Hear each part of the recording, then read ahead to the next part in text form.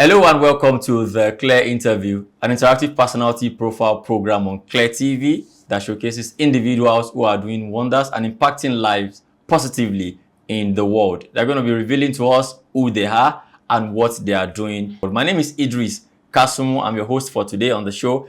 I'll take a quick break now, and when we come back, we shall be meeting my guest. Please don't go away.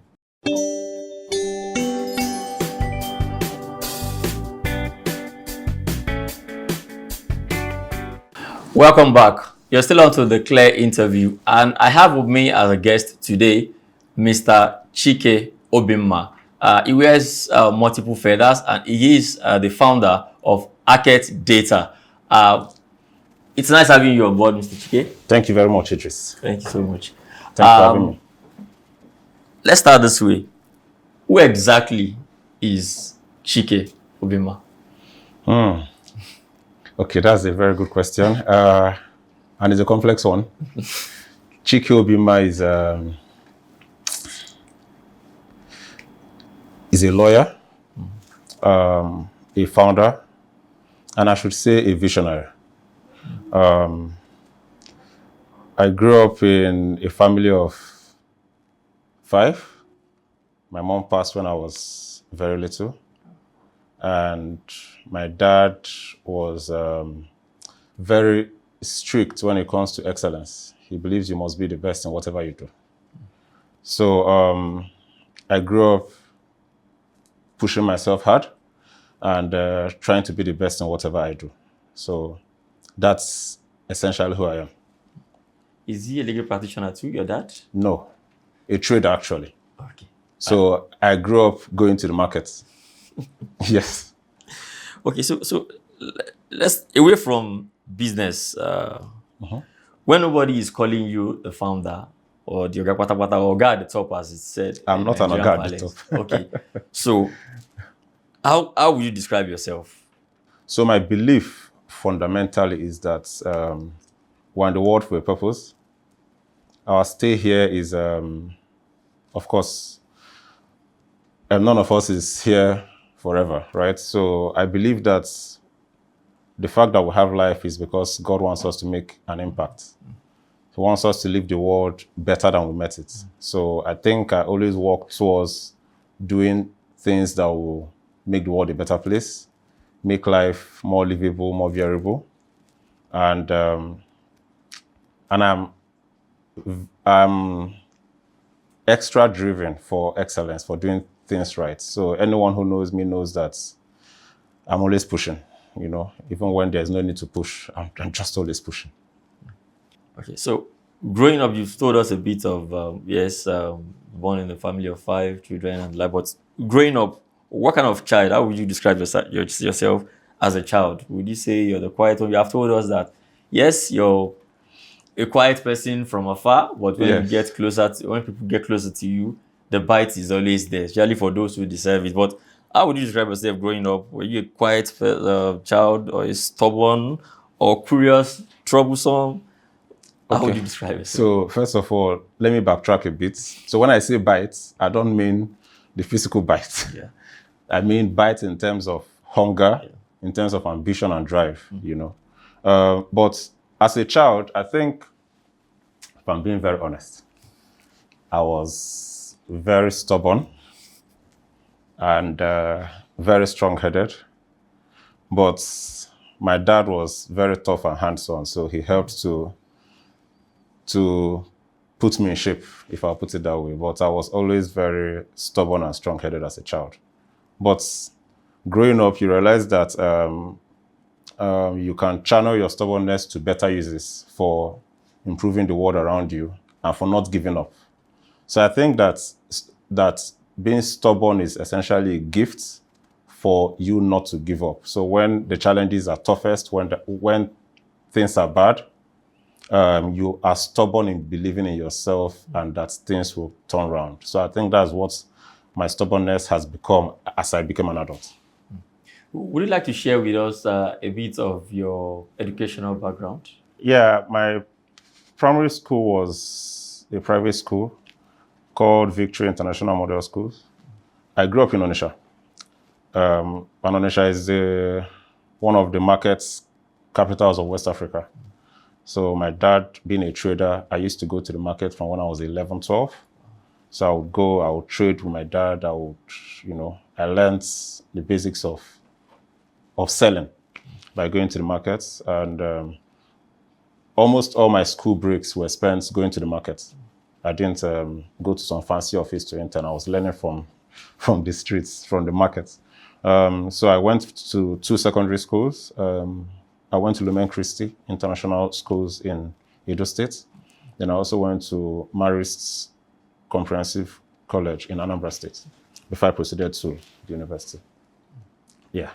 Then I have a master's in business administration from the University of Nicosia in Cyprus. I also have a master's in international business law from Queen Mary University of London. Yes. Now, looking back now, would you say your educational background, or life experiences actually play a bigger role on how you think today? Of course. I mean, I am an ardent believer in education. Education is really important. It shapes you, it molds you. Apart from the experiences that you get from the four walls of a school, I think that the knowledge you get defines you. It does something to your brain, especially if you are a creative. It really opens up. It's like putting lights, like shining lights on different aspects of your brain that you never knew was there. So the education, I decided to get an MBA before I got a master's in law, which was very instructive for me because I told myself that I want to be a businessman. I want to see things the way that businessmen see things.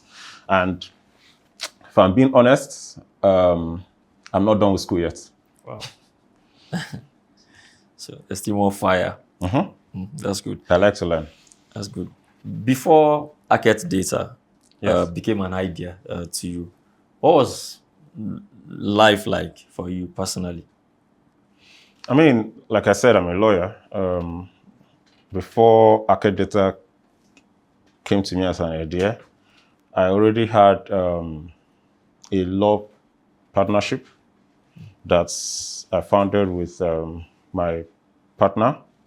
And we started, we thought we could provide legal services in a different way from what we've seen around.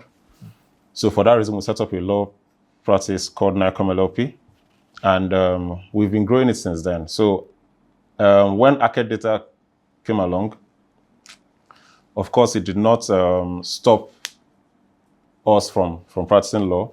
I've been one person who could always do 2 or 3 things at the same time. So I compartmentalize a lot. So while I do my law practice during the day, at night, I'll spend a little more time in working on ArketData before I get some sleep. So yes, that's it. Okay.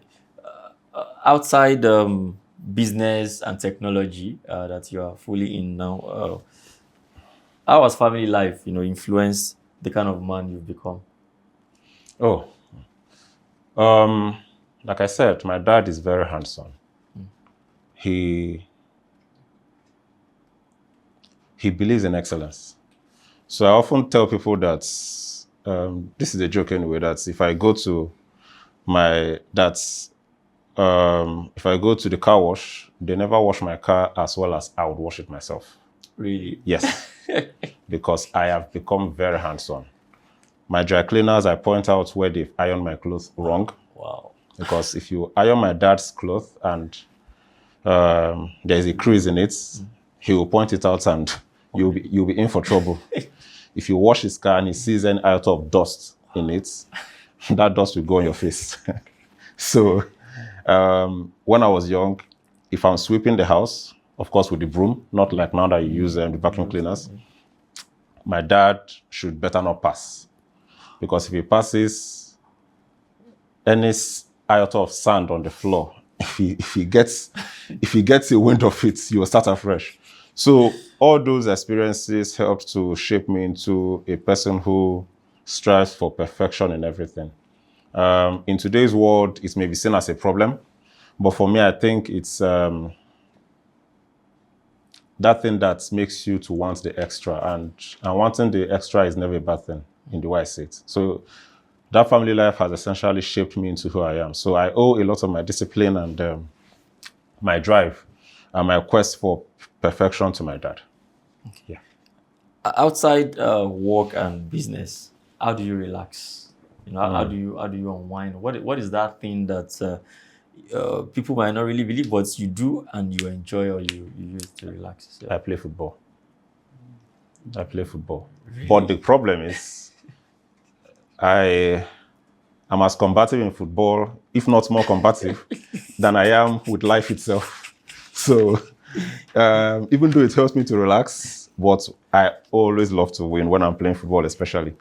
I also love to spend time with friends and just talk and laugh, talk about life generally, laugh, and just relax. So yeah, that's that. Okay, all right. So thank you so much, Mr. Chike, for sharing your personal life experiences with us. We'll go on this quick break, and when we come back, we'll be delving fully into what you and I are here for majorly, ArketData. Please don't go away.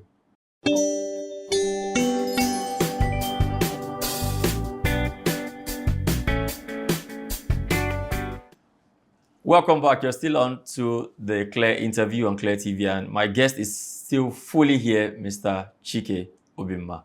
All right, so let's go fully. Food prices in Nigeria changes almost daily. So, at what point did you realize this was more than just inflation, but also an information problem?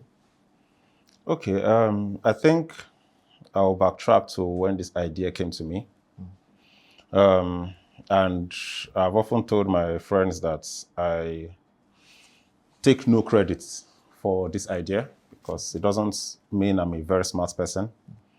I think it was just a gift, a revelation. I was in the UK during the COVID-19 period in the year 2020, and I was lying down, I was looking at the ceiling, just thinking of nothing. And I think God just dropped the idea in my mind that, do you know that if there was a website where people could log in real time and see the price of foodstuff in different markets in real time, that information alone could bring down the price of food in the market.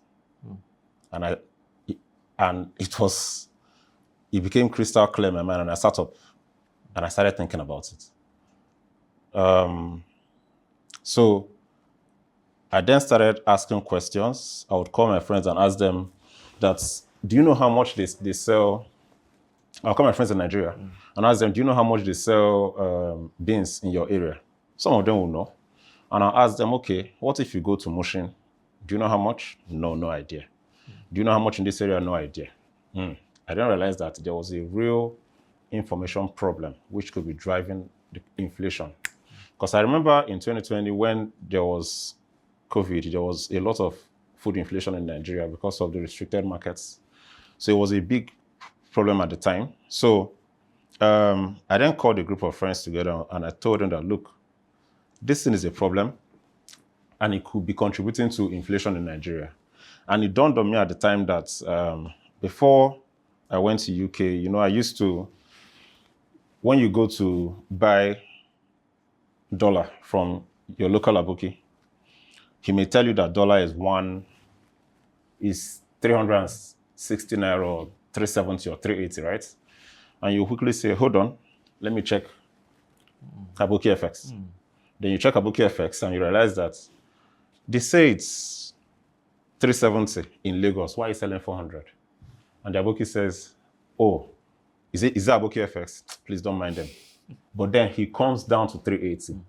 So that extra 20 naira that you saved, if you compound it, you are saving a lot of money. But without that information from Aboki FX, you won't save that money. So that gave me the realization that, look, we have an information problem in Nigeria that is driving up the price of food because of the effects of the middleman problem. So that was where we got that idea and we started to run with it. So we've been working on this from 2020 till now. We've been collecting a lot of data and we've been seeing the differences. You know, when Adam Smith said that the market is, that there's an invisible hand in the market controlling demand and supply and reallocating resources. With the data that we've collected, we have seen that invisible hand again and again and again. We are allocating resources from Benue to Kano to Lagos to Anambra to Delta to Imo, you name it. Because when you see the data, it shows you how things are moving from place to place. Okay, so you have established that there seems to be a whole lot of confusion and misinformation as regards, food prices in Nigeria. But do you think Nigerians have unknowingly accepted confusion in the market pricing as normal? I won't say that Nigerians have knowingly accepted confusion, because to say that would mean that they know that there's confusion. They don't know. So part of what ArketData is doing is to show people what they didn't know was there, right? So like Steve Jobs said in one of his interviews when he was building the Mac, that people don't know what they need sometimes until you show them, right? So Nigerians don't know that there's this problem. But what ArketData is doing now is to show them that, look, there's a problem here and we need to solve it. So, and maybe, maybe unfortunately, Nigerians don't, I mean, like every other place in the world, people don't like change. People are slow to adapt to change. So what is happening now is people just go to the market blind. They don't know how much things are selling for, and they go there. So the price discovery happens in the markets, in front of the seller, right? It doesn't happen before you leave the house. So it doesn't enable you to plan, to budget, to prepare your mind for what you are going to meet in the market, to even choose which food you are going to buy or which market you are going to buy from.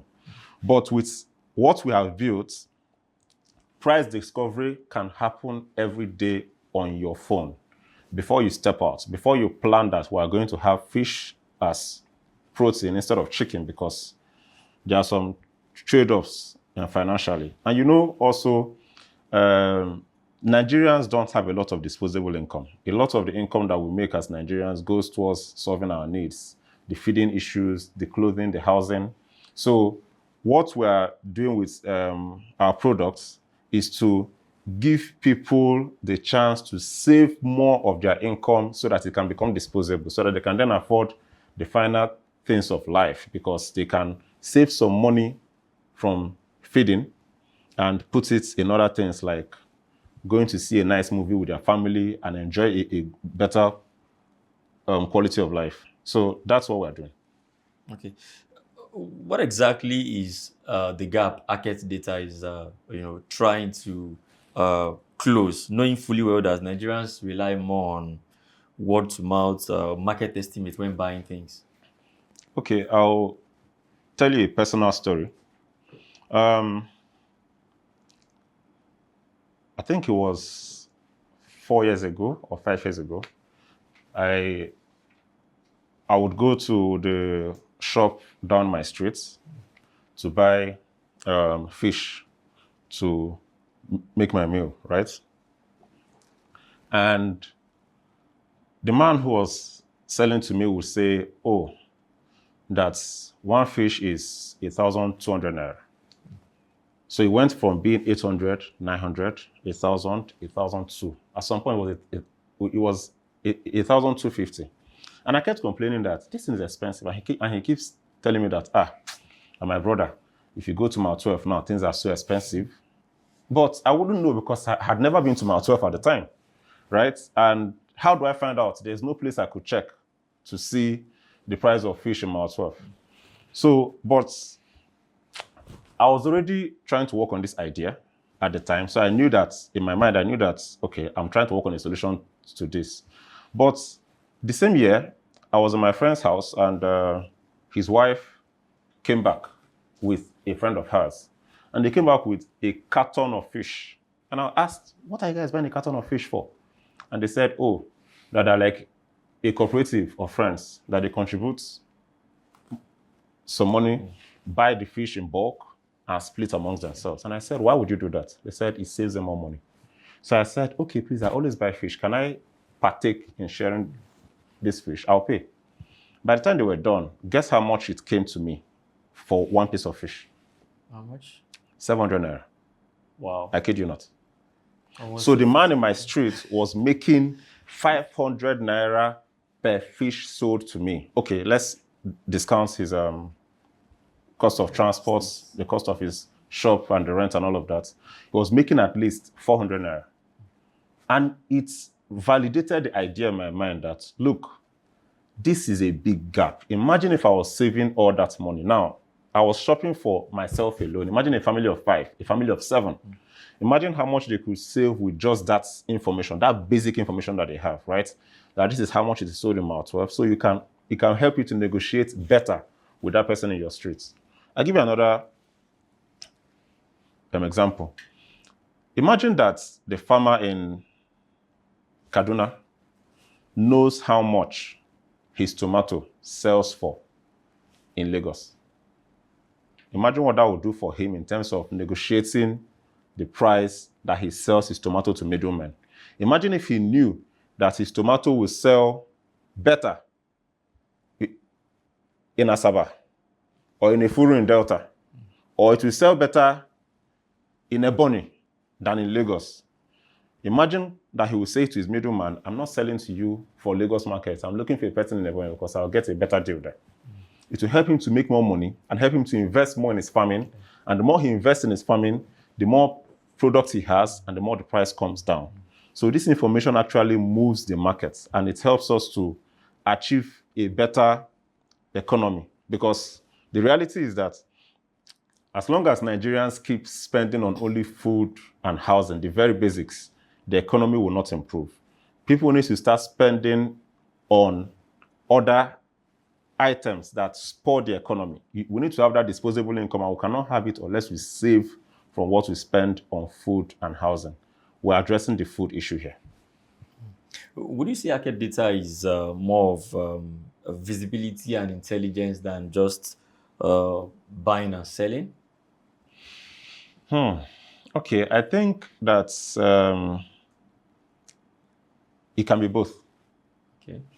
So apart from shining light on the issue of prices and the opacity in prices in Nigeria and giving people information that they can use, there's also the part where it influences a buy-sell decision. And I'll explain. Currently on our website, we have the price of food in Mile 12 and in Mushin markets. Contrary to what people think, prices are not always cheaper in Mile 12. In some cases, they're cheaper in Mushin for some items. Now, if you know it is cheaper in Mushin than Mile 12, then you will not always go to Mile 12. Sometimes you go to Mushin. At some point, we're collecting the price of food in Aja, and I can tell you that from that exercise, in fact, our pilot phase, we focused just on Lagos. And we collected from up to 10 markets in Lagos, and then we're collecting every single day. But then we noticed that prices don't change every single day. They change at least once in 3 or 4 days. So we said, you know what, let us scale back and start collecting every 48 hours. So right now, we collect every 48 hours. So I can tell you with every sense of integrity and authority, the prices that we have are the most accurate and reliable in Nigeria at the moment. Wow. I don't think anybody collects as much as we do and with the frequency that we do. From 2020 till now, we have been collecting every 2 days. So just think about it. But then, back to the buy-sell decision. Contrary to what people think also, you buy fish cheaper in Aja than in Mile 12. So these are some of the information that we see, that we believe that people will, if people have, they will make better decisions on where to buy. And for people who sell, if people see the price of things, for example, if you know that if you sell fish and you know that fish is more expensive in Mile 12. You move your wares to Mile 12. What will then happen? If everybody moves their wares to Mile 12 to sell, there will be an oversupply in Mile 12. Prices will come down in Mile 12, and prices will rise elsewhere where they have moved their products from. So you see that the market will then start self-regulating and start self-checking, because people are able to use information to make the right decisions and move things around. So that is how I think that the product that we have will influence not just issues around getting more information, but issues around where you buy and where you sell. Okay, so talking about accuracy, how does ArketData, gathered and verify prices across the entire country, especially in states that you are, you take more as important for them. State that you have your men or agents as you have now, and how do you respond to Nigerians who are concerned about how accurate and trustworthy ArketData is? First of all, you're asking me to reveal trade secrets. I will not reveal trade secrets. But talking about accuracy and integrity and what goes into our data, first of all, I've said we collect every 48 hours. That is deliberate because like I said, from when I started speaking in this interview, you will notice that I've always focused on excellence, on integrity, on always trying to do the best. So collecting every 48 hours shows a clear intention to capture every single change that there is. Then we also have a complex mechanism of verifying this data. Nigeria has a data problem. We may not understand just how deep it is, but you won't believe that the people who sell a basket of onions and tomatoes to you in the market don't know how much it weighs. They don't know how many kg that basket is. Really? Yes. You know why I know? Oh. Because on a certain Sunday, myself and my team, we set out and went to Mile 12. We got this weighing instrument that is big and industrial, and we took it to Mile 12 and we paid the boys who sell these baskets of tomatoes and onions and everything to weigh their products. So we weigh the basket of tomato and it comes to about 58 kg. The basket of onions comes to about 70 kg. We weigh the bag of gari. In fact, I know that you get between 20 to 24 painters out of a bag of gari. So we took our time to do all this work ourselves because we want to know what exactly the data is saying. So that we don't tell you that a bag of onions is this when it is not this. We wanted to know. So a lot of work goes into the data that we collect, and more work goes into how we verify this data. In our team, we have some of the best data analysts that you can find. We have 2 data persons in our team, and they work for top companies in the world. One of them works for Procter & Gamble. So we have people who really, really study this data and ensure that there is accuracy. Sometimes, yes, you may see a person who has put in an extra 0 in the data when they're keying it in, right? But we have a system in place to spot those misnomers and say what's going on here, So from the time when we collect the data to when we put it out, it takes maybe a few hours for us to study, verify, check before we put it out there. More importantly, we have no single political affiliation or interest whatsoever. What we are doing is essentially trying to solve the problem of lack of information with a view to addressing the food and hunger crisis in Nigeria. So Nigeria has a multidimensional poverty issue, which means that people with the rising price of food, more and more people cannot eat. So what we are doing is to address the reason why, or part of the reasons why the price of food is rising, because we want that to then help to bring down the price of food and address these hunger issues. So our data has a high level of accuracy. It also has a high level of integrity attached to it. So we don't just get anyone to give us data. We get people that we know that they have a track record of trust and integrity to give us our data. Finally, an example. 2 years ago, I was speaking with a friend of mine who lives in Festac, and we're just talking generally about the price of food. So many of my friends don't know that I was working on this. So as of then, he didn't know that I was working on this. And then he just said to me that, oh, can you imagine that a crate of egg is now 6.5? And this was as of 2 years ago. And I knew that was in 2024. And I knew that we had been collecting the price of eggs, and I've been checking out. I hadn't seen anything like 6,000 before.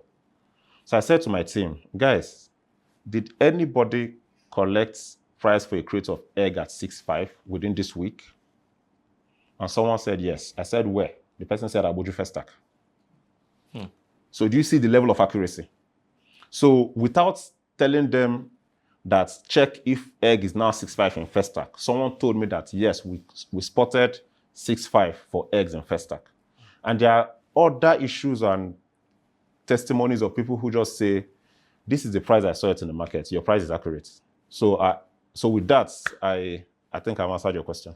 I sincerely appreciate that. And I love the fact where you dissociate ArketData or what you do away from any political affiliation or intention or objective. That's very Completely. good. So I know you have shared with us some of the ideas behind ArketData, but practically speaking, how can an average Nigerian realistically use ArketData to make better spending and budget decision in their daily life? Okay. So first of all, our website is free to use.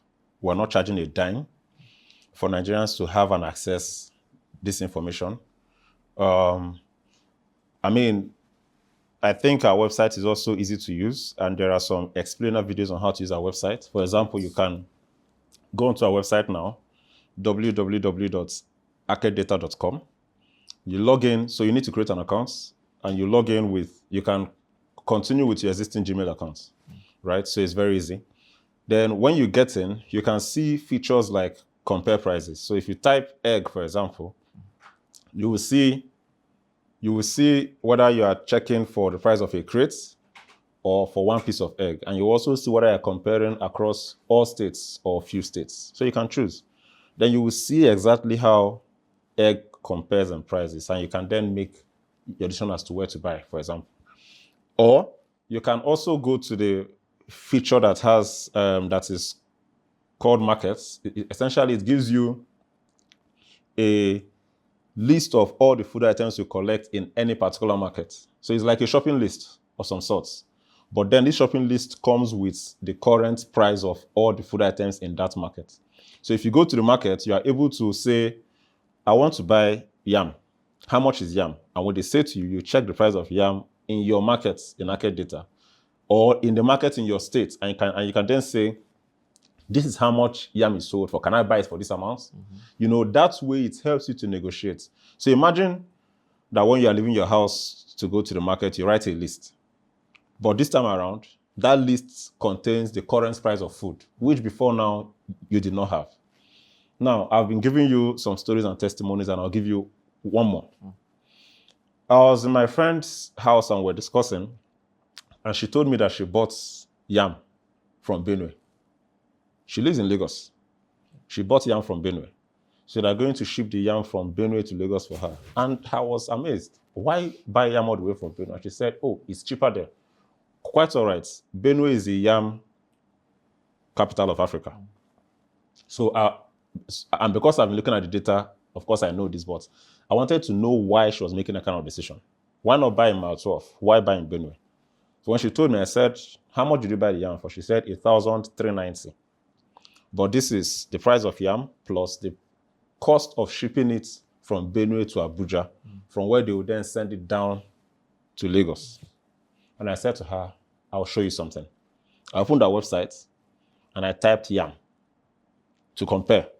And it brought out the price of yam in all the markets that we collect. The price of yam in Benue, as of when she bought, was 1,000 naira. So when she saw that, she was happy that, okay, I paid 1,390 for yam plus transport per yam. So she was buying it in large quantity. So she felt, okay, it's fair. I then told her, let's go down.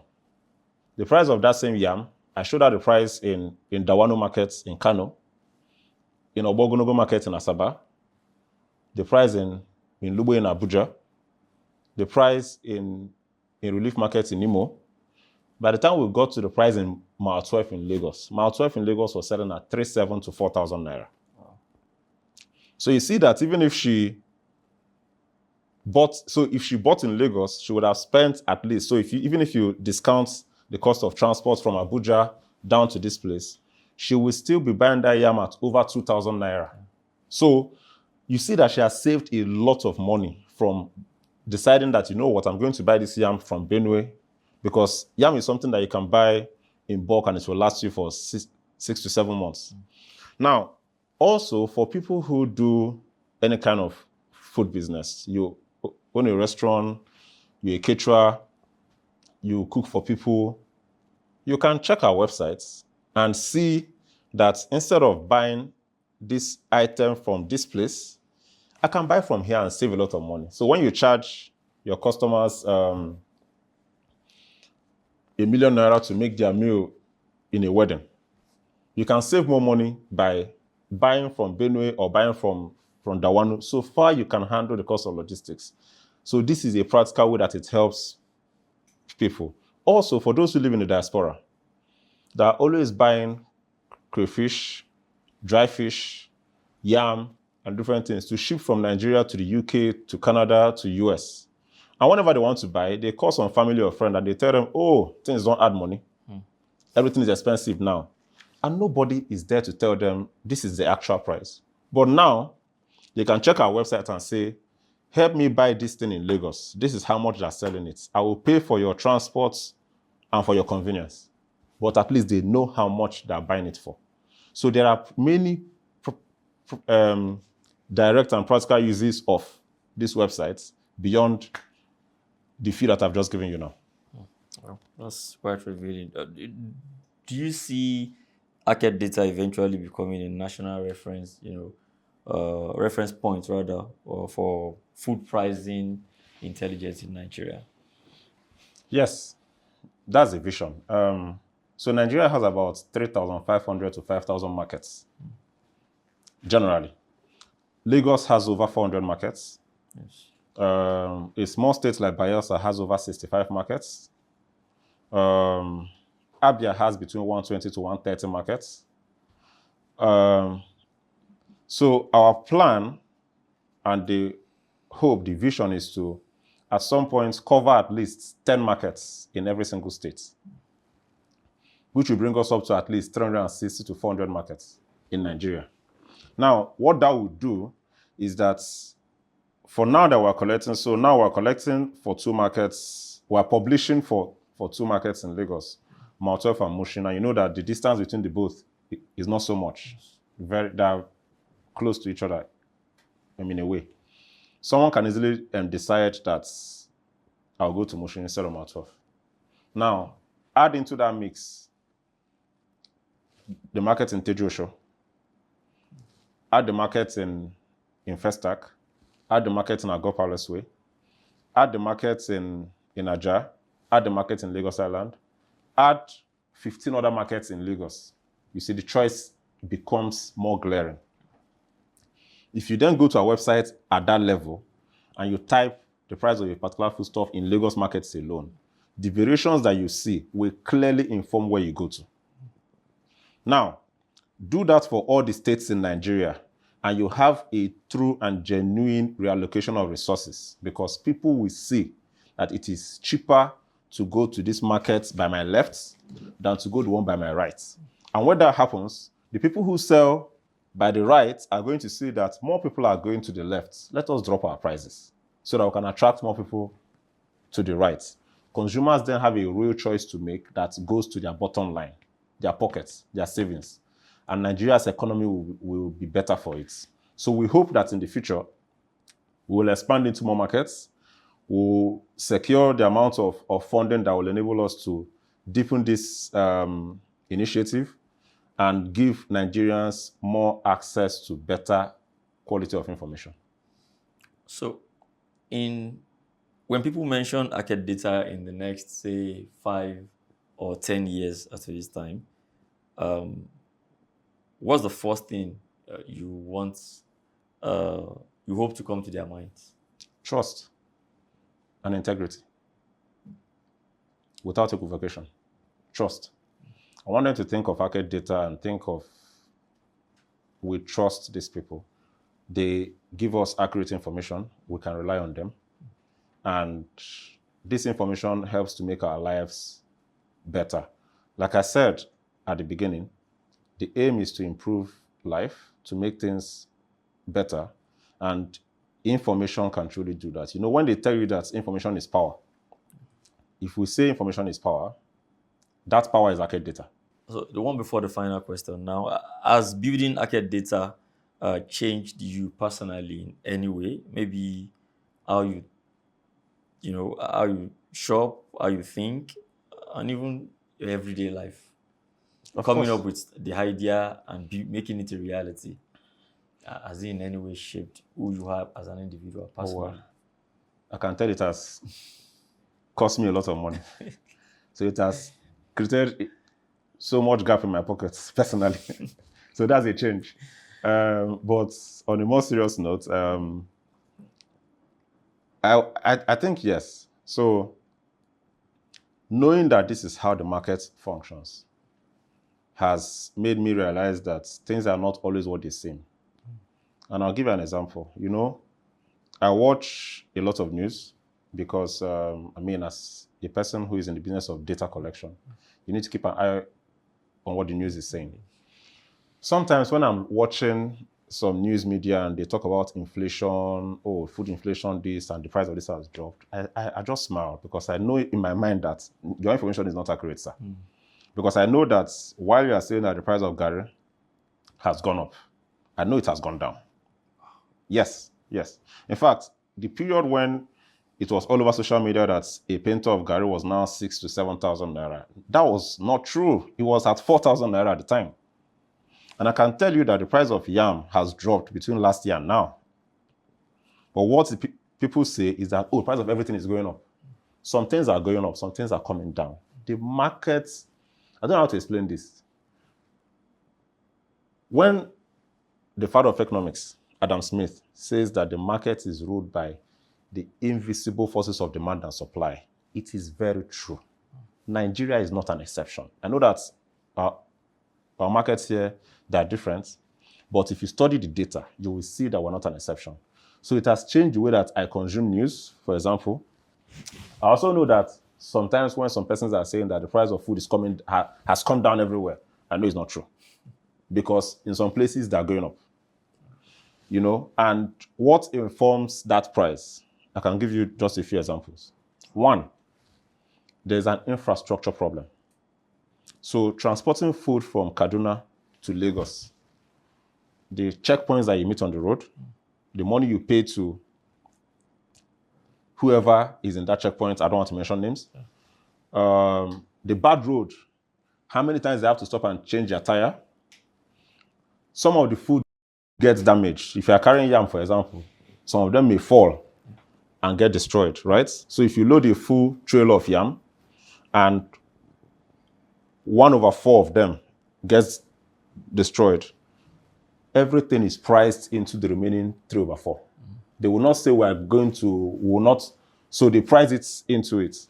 Now, of course, you know that insecurity is also a problem. Then Nigeria has a logistics issue or challenge. We don't have enough cold storage for most of our products. So your tomato that's coming from the north, most of them are spoiled by the time they get to Lagos. Also, there is also a demand issue. There are more people in Lagos than in other parts of the country. So you expect more demand and less supply, which increases the price. Also, there is also an ability to pay issue. Now, if you go to places where people don't have the ability to pay, the price of food will be lower there because they can't afford it, right? But if you go to a place where people have more ability to pay, the price of food will generally be higher there. So when you're looking at your plate of food tonight, as you're looking at that combination of rice and beans and fish and stew and everything, you should be thinking of the data because everything I've mentioned is priced into that plate of food. The price of that tomato that did not make it from Kaduna to Lagos, the price of that yam that got destroyed on the way to Benue, the amount of money that was paid to that officer who collected money at the checkpoint, the amount of money that was paid to change that tire, everything is priced into your plate of food. So whenever you are buying food, you are buying data. You are buying a lot of factors that have come together to make up the price of that food item. What is your biggest fear or challenge, as regards the whole idea of ArketData?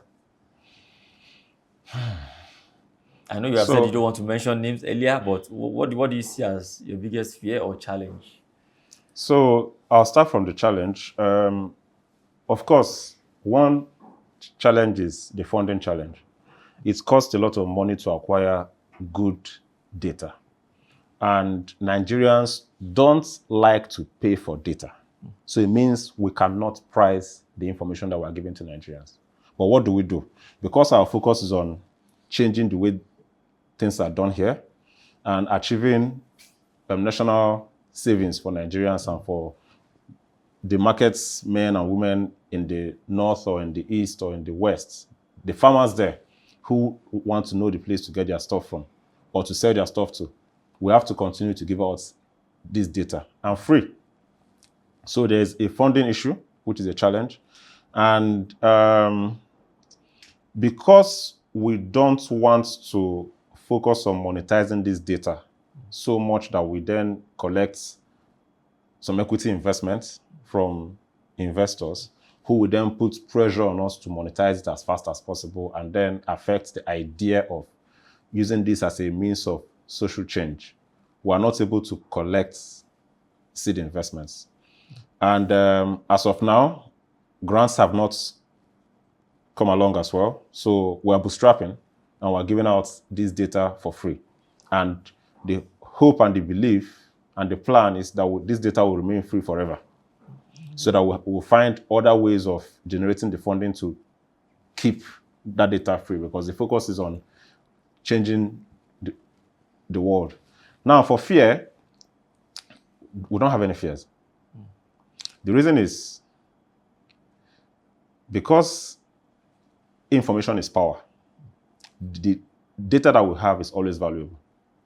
Whether it is old, whether it is new, it's valuable. So the reason why I'm able to tell you that the price of yam has dropped in the last 1 year is because I have data from 1 year ago. So you see, that old data is still valuable because it helps you to be able to know where you're coming from and where you're going to. So if you look at the analytics part of our page, you will see that you can see the analytics of data from a month ago, 3 months ago, and 1 year ago. So as long as what we have is data, I don't think there's any fear. You know, they say that data is the new gold. I hope it is the new gold for us and for Nigeria. On a final note from me, beyond business and technology, what do you personally want your life work to stand for? I think that God has been very good and kind to me. And I say that because the ideas in my head could easily have been in another person's head. I'm not the smartest. I don't even claim to be. I'm just a regular guy. So first I would say thank God for the opportunity to have these ideas in the first place. And thank him also for the strength and the stubbornness to persist in the idea, even when people have told me that, oh, this ArketData of a thing, it sounds good, but they want fintech. Everybody wants fintech.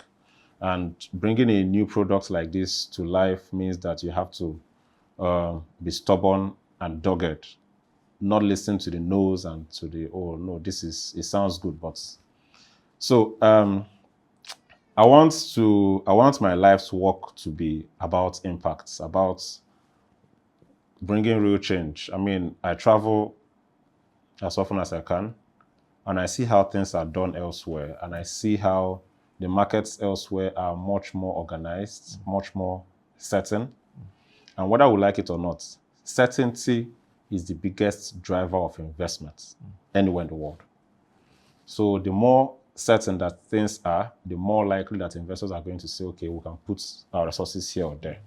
As of today in Nigeria, our food market is not certain. There's no information. There's a lot of darkness here and there. And the middlemen love it. So what ArketData will do is to shine the lights, turn on the lights, let people see how things happen, and in the future, bring a bit of stability, which will then drive investments into our agriculture and address issues around hunger and starvation. So just that that level of impact that people can look at these products in 30 or 40 years time, in 100 years from now, and say this changed the way we do things. Sorry, I know I said finally from me earlier. Would you at any point in time, or if you have any proposal from any of the government-related agencies, to either partner with ArketData or be involved directly in ArketData, would you give room for that? Okay, I'm sure you know Bloomberg. Yeah, very well. Bloomberg was founded by the former mayor of New York, but he founded it as an independent information gathering and sharing platform, right? It has now grown to become what it is. So ArketData is like the Bloomberg of Nigeria's food industry, right? And even though Bloomberg has become what it is, there is no affiliation, not to the best of my knowledge, with the government of US or anywhere, such that, they contribute to this information. The best that you get is that they source information from sources even inside the government. So coming to your question, I think ArketData will help the government a lot in terms of policy direction, stemming inflation. For example, if you see that the price of food is rising consistently in a particular place, you know that there's going to be a problem there. So before there's a full-blown crisis, the government can move quickly to address that information, that issue, because of information that they get from our website, right? Every year in Nigeria, you have this period where tomatoes are like gold. Onions is like gold. Every single year. And nothing has happened about it till today. It's because of a lack of information. But with our products now, the government can move faster, knowing where these things are coming from, whether it is in Kano or it's, Now, will the government become a part of ArketData? No. Will the government have any influence on what data that will bring out? No. It pays us, and it pays the government, and it pays the country as a whole, that ArketData remains completely independent, so that the government can rely on our information, the people can rely on our information, and that way the government can truly know with sincerity where the market is moving to and why. Thank you so much. Your parting shot to the audience. Your parting shot. What's your final word? I think that people should embrace this product called ArketData. It is going to change the way you see things. It is going to change the way you make your decisions. When I was doing my MBA, the course on statistics was called strategic decision making, not statistics. Why? Because at the heart of decision making is numbers, right? So people should make better decisions. Stop guessing. Stop calling one mama to ask. Just check www.arketdata.com and select which food items I'm interested in, and change the way you shop, change the way you live your life, essentially. Okay. So for those who want to actually, check out the website, please could you just read it out again? So it's www.ArketData.com. So I'll spell for those who want to check. It is ArketData. So imagine that you remove the M in front of markets and make it one word, ArketData. So ArketData, ArketData.com. I was going to ask earlier, but I forgot. Sorry to got you in that. What led to, the creation of the name itself? How did you come about the name ArketData? I stumbled into it. Like I said, I grew up in the market, and I wanted the product to be about the markets. So I didn't mention this before now, but if you check our website, you will see a lot of originality. So before we started this project, I did not know that they don't use painters in the north. Really? They use Mudu. Really? Yes, Mudu. So if you go to Dawano markets in Kano on our website, you will see that if a Mudu of Gari costs this, you won't see that a painter of Gari costs this, because you want people to go to that market and find it how it is in the market. We don't change anything. You come to Lagos, you see it how it is in the market in Lagos. You go to some places, they use what we call Igbeleri, not the painters. So there's a lot of originality in what we put out there, so that it also shows you that there's a lot of integrity and an accuracy with what we are giving people. So we wanted the name to stay close to the markets and to also show people that it is a data platform. So that's why we called it ArketData, because we call it market data, very generic. So we stumbled into it. All right. Mr. Chike Obimma, thank you so much for coming on the Clear interview. Thank you for your tough and intelligent questions. I appreciate it. Okay, I appreciate that. All right, and that's it on today's episode of the Clear interview with Mr. Chike Obimma. We hope you enjoyed and you find the information very, very useful. And I hope that after now, you will immediately go on to check ArketData for accurate information and originality in your food prices. Thank you so much for joining us on today's episode. My name is Idris Kasumu. Till I see you again next time, have a great day ahead.